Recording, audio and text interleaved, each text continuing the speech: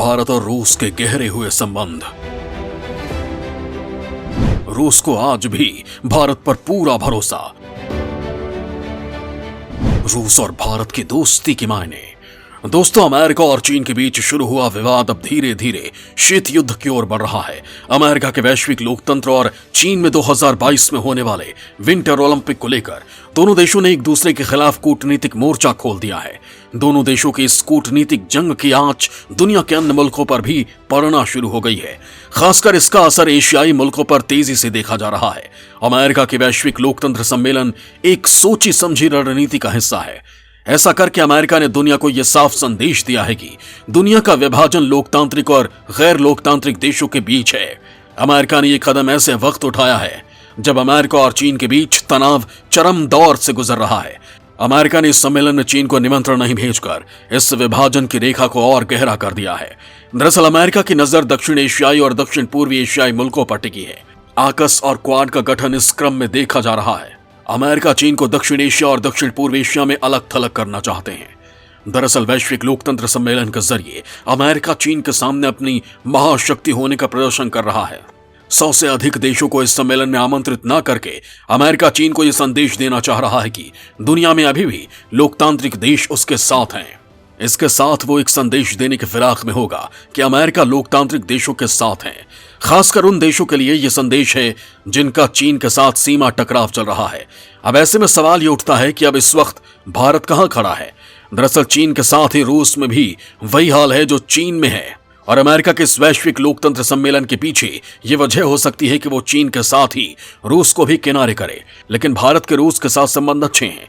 रूस ने कई मौके पर भारत की मदद की है। सोवियत संघ के विघटन के समय भी भारत ने गुटनिरपेक्ष रहने का फैसला किया था, और आज भी दुनिया में वैसे ही हालात बन रहे हैं। ऐसे में क्या भारत फिर से रूस के पाले में खड़ा होगा? क्योंकि अब तक भारत ने अमेरिका के बजाय रूस पर ही भरोसा दिखाया है, तो क्या आगे भी भारत अमेरिका के बजाय रूस के साथ ही खड़ा होगा?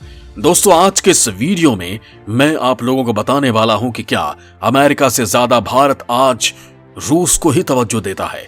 ये इसलिए क्योंकि अभी S-400 सिस्टम को लेकर अमेरिका भारत पर प्रतिबंधों का दबाव बना रहा था, लेकिन इसके बाद भी भारत ने अमेरिकी धमकियों को दरकिनार कर रूस के साथ सौदा जारी रखा। वहीं पुतिन भी सब कुछ ताक पर रखकर इसी महीने भारत आए थे। दोस्तों, वीडियो को बिना स्किप किए पूरा देखेगा तभी आप लोगों को रूस और भारत की दोस्ती समझ आएगी। शीत युद्ध में भारत ने दिया सोवियत संघ का साथ। अमेरिका के संबंध अच्छे, लेकिन रूस को तरजीह। दोस्तों, दूसरे विश्व युद्ध के खत्म होने के बाद साल 1945 से 1989 के बीच का दौर था, जब दुनिया दो ध्रुवों के बीच बट गई थी, और ये दो ध्रुव थे अमेरिका और सोवियत संघ। शीत युद्ध शब्द का इस्तेमाल अमेरिका और सोवियत संघ के बीच उस दौर में जारी रहे तनावपूर्ण संबंधों के लिए किया जाता है। परमाणु युद्ध की आशंका से दोनों ही पक्ष कभी भी सीधे तौर पर एक दूसरे से युद्ध में नहीं उलझे, लेकिन उस वक्त करोड़ों लोग इस डर के साए में जी रहे थे। कई इतिहासकार इसे सरकार चलाने की दो तरह की व्यवस्थाओं यानी पूंजीवाद और साम्यवाद के बीच की लड़ाई के तौर पर देख रहे थे। इसमें अमेरिका पूंजीवादी व्यवस्था का प्रतिनिधित्व करता था और रूस साम्यवादी प्रणाली का। देश चलाने का दोनों ही देशों का तरीका अलग था, और दोनों ही ये मानते थे कि उनका सिस्टम ज्यादा बेहतर है। दोनों ही देश ये मानने लगे थे कि दूसरा पक्ष अपने सिस्टम को दुनिया भर में लागू करने के लिए कोशिशें कर रहा है, और तनाव का एक बड़ा कारण ये भी था। शीत युद्ध के वक्त जब दुनिया सोवियत यूनियन और अमेरिका के नेतृत्व में दो खेमों में बटी थी, तब भी भारत गुटनिरपेक्ष होने के बावजूद वैचारिक रूप से USSR के ही करीब था, और रूस के साथ भारत के ये संबंध तब से वैसे ही हैं। रूस ने कई मौके पर भारत के दिल खोलकर मदद की थी। भारत शीत युद्ध के वक्त सोवियत संघ और अमेरिका दोनों के साथ अच्छे रिश्ते बनाए रखना चाहता था, क्योंकि उस वक्त यह भारत के लिए जरूरी भी था। हालांकि भारत के पहले प्रधानमंत्री जवाहरलाल नेहरू सोवियत संघ से प्रभावित थे और वो समाजवाद के पक्षधर थे। इन सब के अलावा पाकिस्तान के US के सहयोगी बनने से भारत रूस और करीब आ गए थे।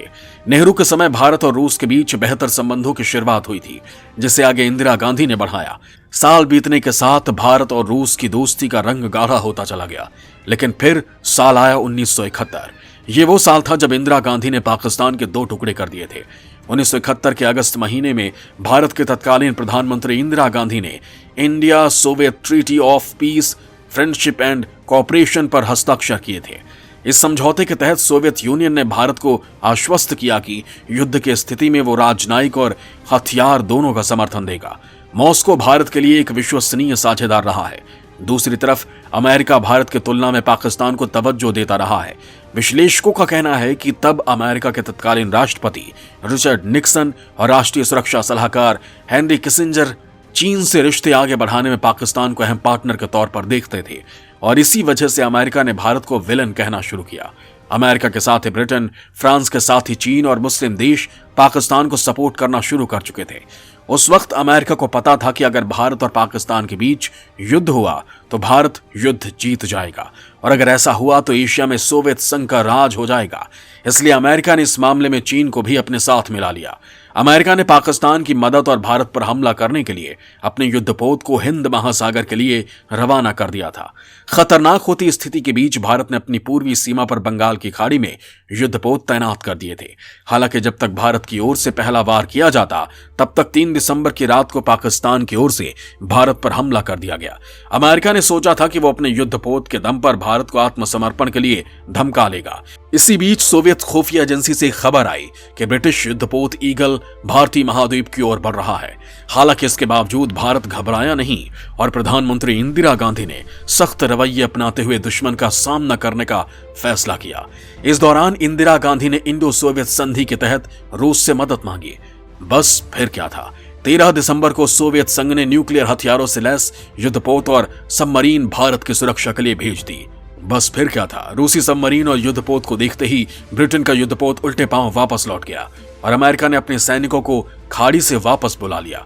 अभी भारत और पाकिस्तान इस युद्ध में अकेले अकेले लड़ रहे थे और हुआ वही जो अमेरिका सोच रहा था। पाकिस्तान के 2 टुकड़े हो गए और इतिहास में सबसे बड़े सरेंडर का रिकॉर्ड भी बना। यह भी रूस की वजह से संभव हो पाया था।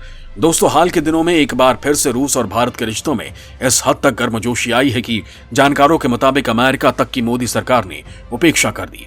इसी महीने 6 दिसंबर को रूसी राष्ट्रपति व्लादिमीर पुतिन भारत के दौरे पर आए थे। पुतिन की विदेश नीति पर नजर रखने वालों ने इसे काफी अहमियत दी। भारत और रूस की इस दोस्ती की नींव 21 दिसंबर 1947 को पड़ी थी। तब से अब तक कई बार दुनिया में उथल पुथल मची, लेकिन भारत और रूस के रिश्ते नहीं बिगड़े।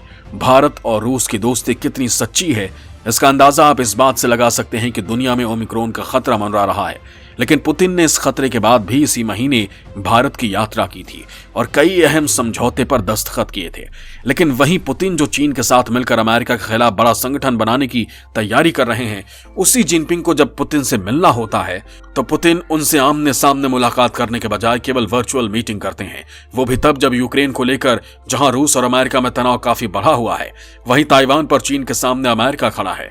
ऐसे में मुश्किल वक्त में रूस चीन को तवज्जो नहीं दे रहा है, जबकि मोदी से मिलने के लिए वो 7 समंदर पार करके कोरोना के खतरे के बीच भारत आ गए थे। मोदी और राष्ट्रपति पुतिन के बीच व्यक्तिगत संबंध भी अच्छे हैं। भारत ने भी अमेरिकी दबाव को नकारते हुए रूस से S-400 मिसाइल सिस्टम खरीदा है। भारत ने कहा कि वो फैसला अपनी जरूरतों के हिसाब से करता है। दूसरी तरफ अमेरिका ने रूस से S-400 मिसाइल सिस्टम के सौदे को लेकर अपनी आपत्ति जाहिर की थी। अक्टूबर में भारत के दौरे पर पहुंची अमेरिका के उप विदेश मंत्री वेंडी शर्मन ने रूस के साथ इस सौदे को खतरनाक बताया था। S-400 को लेकर हाल के दिनों में अमेरिका को लेकर भारत का भरोसा कम हुआ है। अमेरिका ने जिस तरह अफगानिस्तान से अपने सैनिकों को वापस बुलाया, उससे उसने भारत को बिल्कुल अलग थलग रखा है, जबकि अफगानिस्तान में भारत का पूरा निवेश दांव पर लगा है। इसके अलावा अमेरिका ने ब्रिटेन और ऑस्ट्रेलिया के साथ मिलकर ऑकस रक्षा समझौता किया। इसके तहत ऑस्ट्रेलिया को परमाणु हथियारों से लैस सबमरीन देने की बात है। इस समझौते को हिंद प्रशांत में चीन के बढ़ते प्रभाव को रोकने के तौर पर देखा जा रहा है, लेकिन इसका नतीजा ये हुआ कि ऑस्ट्रेलिया ने फ्रांस के साथ सबमरीन का जो सौदा किया था उसे रद्द कर दिया। फ्रांस ने इसकी प्रतिक्रिया में अमेरिका को आड़े हाथों लिया और कहा कि उसकी पीठ में छुरा भोंका गया है। ऐसे में एक संदेश ये भी गया कि अमेरिका जब नाटो सदस्य फ्रांस के साथ ऐसा कर सकता है तो भारत का क्या। इस वक्त भारत का चीन के साथ तनाव चल रहा है। हालात ऐसे हैं कि LAC पर दोनों तरफ से घातक हथियार तैनात हैं और एक छोटी सी चिंगारी दोनों देशों के बीच युद्ध को भड़का सकती है। लेकिन रूस ऐसा नहीं चाहता है, क्योंकि रूस भारत का भी दोस्त है और चीन का भी, और दुनिया के हालात इस वक्त ऐसे हैं कि रूस को इस मौके पर भारत और चीन दोनों की ही जरूरत है। ऐसे में पुतिन इस कोशिश में लगे हैं कि भारत और चीन के बीच सारे विवाद खत्म हो जाएं। पुतिन के भारत से वापस जाने के बाद से ही ये कोशिशें तेज हो गई हैं। पुतिन चाहते हैं कि जल्द ही तीनों देशों के नेता एक ही टेबल पर नजर आएं। माना जा रहा है कि पूर्वी लद्दाख के विवाद के बीच पीएम नरेंद्र मोदी और चीनी राष्ट्रपति शी जिनपिंग के बीच लंबे समय के बाद मुलाकात हो सकती है। हालांकि चीन और भारत के बीच तनाव है, लेकिन बाकी रिश्ते वैसे ही गर्माहट के साथ चल रहे हैं। इस बीच ये भी खबर आई कि भारत और चीन के बीच व्यापार कई अरब डॉलर के आंकड़े को पार कर गया है। इसके अलावा जब अमेरिका जैसे देश विंटर ओलंपिक को लेकर चीन का बहिष्कार कर रहे थे, तब भारत ने चीन का समर्थन किया था। दरअसल इस वक्त दुनिया में शीत युद्ध की आहट चल रही है और अगर ये शीत युद्ध हुआ तो भारत फिर से रूस के पाले में खड़ा हो सकता है।